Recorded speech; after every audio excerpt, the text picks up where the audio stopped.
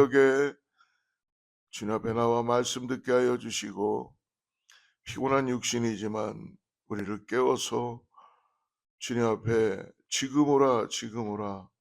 예 주님, 우리가 정말 안개 같은 그러한 삶에서 내일을 알 수 없는 인생 가운데 오늘 확연하게 우리를 구원하신 예수 그리스도를 오늘도 믿음으로 바라보며 승리의 계가를 부르고 나가는 참된 믿음의 삶 되게 하여 주시옵소서. 사랑하는 귀한 우리 권사님들도 새벽을 깨우며 우리 주님 앞에 나왔습니다. 하나님, 오늘도 아버지 하나님, 우리에게 주어진 삶 가운데 두려워하는 것이 아니라 기쁨으로 오늘도 주님과 함께 동행하는 귀한 하루가 되게 하여 주시옵소서. 또 일터에 나가 일해야 되는 분들, 또 여러 가지 오늘 일정들, 하나님 많은 일들이 우리에게 놓여져 있습니다. 아버지, 그 일들 가운데 그 관계 속에서 예수님을 믿음으로 바라보게 하여 주시고 오늘 우리의 주어진 시간 동안 힘을 내고 주님의 놀라운 은혜 가운데 나갈 수 있도록 역사하여 주시옵소서. 교회가 깨어서 기도하기를 원합니다. 하나님, 성도님들이 마지막 때를 준비하는 마음으로 정말 아버지 각 가정들마다 심령들마다 깨어나게 하시고 이제 아버지 하나님 다시 오실 예수 그리스도를 준비하며 믿음을 굳건히 하는 믿음의 삶 되게 하여 주시옵소서. 우리 교회 앞에 놓여 있는 산재되어 있는 문제들 많이 있습니다. 하나님, 그러나 그것을 우리가 힘으로 할 수 없는 것들 있사오니 주님께서 역사하여 주시고 정성을 다하여 몸된 교회를 주님을 섬기듯이 섬길 수 있도록 우리에게 지혜를 주시고 아버지 하나님 인도함을 받게 하여 주시옵소서. 거룩하신 예수님의 이름으로 간절히 기도드리옵나이다. 우리 이사야 22장을 보겠습니다. 이사야 22장 1절부터 14절까지인데요. 1절부터 4절까지만 읽고 우리 말씀 같이 나누겠습니다. 이사야 22장 1절에서 4절까지 같이 합독합니다. 찾으신 줄 알고 같이 합독합니다. 시작. 환상의 골짜기에 가는 경고라. 내가 지붕에 올라가면 어찌함인고. 소란하며 떠들던 성, 즐거워하던 고울이여, 너의 죽임을 당한 자들은 칼에 죽은 것도 아니요 전쟁에 사망한 것도 아니라 너의 관원들도 다 함께 도망하였다. 발을 버리고 결박을 당하였다. 너의 멀리 도망한 자들도 발견되어 다 함께 결박을 당하였다. 그러므로 내가 말하노니 돌이켜 나를 보지 말지어다. 나는 슬피 통곡하겠노라. 내 딸 백성이 패망하였으므로 말미암아 나를 위로하려고 힘쓰지 말지니라. 우리가 이사야의 말씀을 점점 묵상하면 할수록 도대체 이게 무슨 말씀을 하는 건가 참 쉽지 않죠. 그러나 우리가 기도하는 가운데 다 할 수는 없다 그래도 하나님께서 우리에게 주시는 말씀인 줄을 믿습니다. 이제까지 나눈 13장부터 한 21장은 가만히 보면 이스라엘의 주변 국가를 심판하시겠다는 예언이었어요. 하나님께서는 당신의 백성들을 사랑하시기에 주변의 강대국들을 들어서 도구로 사용하셨죠. 그래서 그들도 역시 하나님께 돌아오면은 구원을 받을 수 있었지만 그러지 못했죠. 그래서 주변 국가들에 대한 심판이 예언되었습니다. 이제 22장에 들어와서 이제 주변 국가들이 아니라 다시 또 남유다, 즉 하나님 앞에서 특별한 선택을 받은 지혜를 가졌던 유다를 향한 이 준엄한 심판의 메시지가 나타나는 겁니다. 오늘 1절 말씀을 다시 한번 보세요. 1절 같이 한번 읽어보시죠. 환상의 골짜기에 관한 경고라. 내가 지붕에 올라가면 어찌함이고. 환상, 즉 이상이죠. 이상. The Valley of Vision 해갖고 이 환상의 골짜기는 예루살렘을 칭하는 거예요. 예루살렘의 한 장소, 예루살렘의 한 성을 말씀해 주시는 것입니다. 즉 예루살렘에 내린 이 경고의 말씀이다. 예루살렘을 중심으로 외부의 적들 아수르, 바벨론, 애굽, 모압, 에돔, 우리가 다 이렇게 나눴죠. 게달 등 주변 열방에 대한 이제 심판을 말씀하셨고, 그리고 난 다음 드디어 예루살렘에 대한 경고의 말씀을 하시는 것입니다. 하나님을 알고 이들은 율법도 가졌어요. 그들은 하나님 앞에서 경건하고 겸손한 삶을 살아야만 했지만 하나님을 잃어버리고 그들은 우상을 섬기고 하나님 앞에 인도되지 못하며 결국 가혹한 심판을 당하는 것을 오늘 성경은 보여줍니다. 우리 3절 말씀부터 8절인데요. 다 읽지 말고 3절만 한번 읽어보죠. 같이 읽습니다. 시작.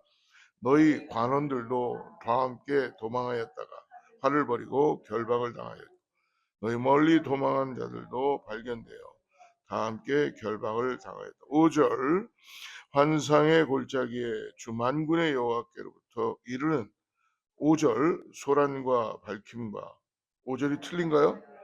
네. 성벽의 무너뜨림과 산악에 사무쳐 부르짖는 소리로다. 하나님께서는 오늘 유다에게도 가혹한 심판을 보여주시는 것입니다. 1절을 다시 보게 되면 환상의 골짜기, 이상의 골짜기에 관한 경고라. 그리고 내가 지붕에 올라가면 어찌 말까. 그러니까 피할 데가 없었던 것이죠. 하나님의 심판이 임하니까 피할 데가 없다 보니까 지붕까지도 올라갔다는 거죠. 여러분 지붕 위에 올라간다고 심판을 피할 수 있겠냐라는 물음입니다. 그러니까 손바닥으로 하늘을 가릴 수 있겠는가 하는 말씀으로 들립니다. 오늘 하루를 살면서 여러분 우리 하나님은 사랑의 하나님이십니다. 그러나 우리를 또 심판하시는 하나님이시죠. 그러나 이미 하나님의 자녀들, 하나님의 구원받은 백성들은 두려워해야 될 이유가 없다는 것입니다.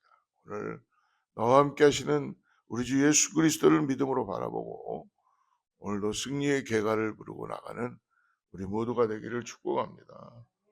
그러므로 오늘 유다도 하나님을 잘 의지하고 따라가야 되는데 심판에 자유로울 수가 없다는 것이죠. 유다 백성들이 이러한 일련의 사건을 통해서 오늘 무엇을 배웠을까요? 그들은 다른 강대국들의 심판을 통하여 돌아와야 되는데 배우지 못하는 거예요. 그렇기 때문에 우리가 하나님의 임재를 하나님을 우리가 잃어버리면 안 되는 것입니다. 어떤 상황이 되어도 어떤 순간이 되어도 우리가 하나님을 결코 잃어버리면 안 되는 것입니다. 이런 강대국을 통한 심판에도 불구하고 그들은 돌이켜야 되잖아요. 돌이켜야 됩니다. 근데 죄를 회개하지 않고 하나님께 돌이키기만 해도 자비로우시고 긍휼이 많으시고 인자하신 하나님께서는 우리에게 구원의 역사를 이루어 주시고 하나님의 은혜 가운데 인도되는 줄 믿습니다. 여러분 도둑이 올 때에 내가 몇 월 며칠 몇 시에 니네 집에 도둑질을 하러 갈게 라고 하지 않잖아요. 마치 표현이 어떤지 모르지만 도둑처럼 임한다 라고 표현합니다. 다시 오실 때는 그것처럼 우리가 깨어서 정말 하나님을 잃어버리면 안 되는 것이죠. 어떤 곤란과 어떤 상황, 어떤 어려움이 있어도 풀지 못하는 문제 앞에서도 여러분 꼭 우리 주 예수 그리스도의 이름을 부르고 주님께 나아가는 귀한 교회와 성도들 되기를 축복합니다.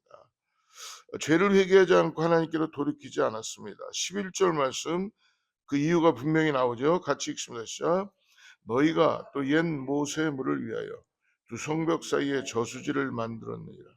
그러나 너희가 이를 행하신 일을 악마하지 아니하였고 이를 옛적부터 경영하신 일을 공경하지 아니하니라. 뭐가 뭔지 잘 모르는 거죠. 왜? 하나님의 음성을 한 번도 들어보지 않았어요. 결국은 너희가 이 일을 행하신 분을 알아보지 않았고, 그리고 이 일을 옛적부터 경영하신 자를 존경하지 않았다. 뒤만 돌아다 봐도 조상들이 어떻게 하나님의 인도하심을 받고 하나님의 어떤 징계를 통하여 어떻게 하나님께서 인도했는가만을 들여다만 봐도 다 알 수 있는데, 인간인지라 하나님의 경영하심을 결코 따라가지 못하는 것입니다.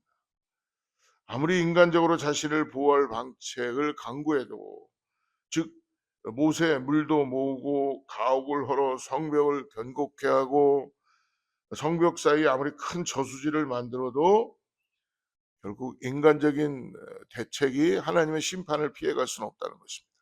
오직 우리 주 예수 그리스도만이 구원함에 대한 이르게 된다는 것을 오늘 우리들에게 말씀해 주시는 것입니다. 그렇습니다. 지금까지 내가 이곳까지 오게 된 것, 여러분 가만히 돌아보십시오. 우리의 실력으로, 우리의 힘과 우리의 노력으로 온 것이 아니라는 것입니다. 바로 하나님의 은혜라는 것을 잊지 마십시오. 그래서 나의 나 된 것은 다 주님의 은혜다. 아무리 인간적인 생각과 노력으로 발버둥을 친다 해도 주님의 도우심과 허락하심이 없이는 아무것도 아님을 오늘 우리가 믿음으로 바라보시길 바랍니다. 그래서 저들이 하나님을 바라보지 않았고 주님의 계획하신 일을 쳐다보지 않았을 때에 얼마나 큰 고통이 있었는지를 우리들에게 보여주시는 거예요. 그래서 내 안에 내 삶이 주님의 은혜를 기억하는 마음을 날마다 믿음으로 바라보고 깨어서 기도하는 우리 모두가 되길 주님으로 축복합니다. 오늘 이렇게 기도하길 바랍니다. 내 영이 주님을 찬양하게 하옵소서. 주의 행하신 일을 기억하며 감사하게 하옵소서. 주님이 마음 아파하시며 울고 계시는데도 흥청망청하며 즐거워하지 않도록 내 삶을 살피게 하여 주시옵소서.